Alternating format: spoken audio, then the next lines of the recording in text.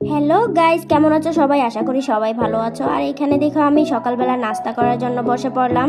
আজকে ফ্রাইডে ছিল, তার জন্য বাহির থেকে নাস্তা নিয়ে আসা হলো। আর প্রত্যেক ফ্রাইডেতে আমার বাহির থেকে নাস্তা এনে খেতেই বেশি ভালো লাগে। আর দেখো নাস্তা শেষ করে আমি এই ড্রাই রসগোল্লাগুলো খেলাম। এটা খেতে কিছুটা সন্দেশের মতো লাগছিল।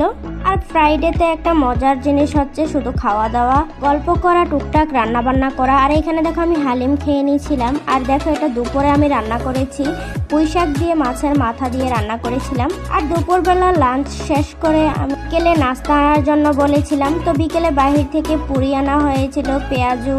আর ঘরে যেহেতু হালিম রান্না করেছিলাম ওইটা দিয়ে আমরা আজকে পুরিটা খাবো। আর পুরি দিয়ে হালিম কিন্তু অনেক মজা লাগে খেতে। এইখানে সবাই মিলে বসে পড়লাম খাওয়ার জন্য। আর খেতে খেতে সবাই টুকটাক গল্প করছিলাম। আর হালিম খাওয়া শেষ করে লাস্ট বারে আমি খেলাম কলা। ভিডিওটা ভালো লাগলে লাইক করে দিও। আল্লাহ হাফেজ।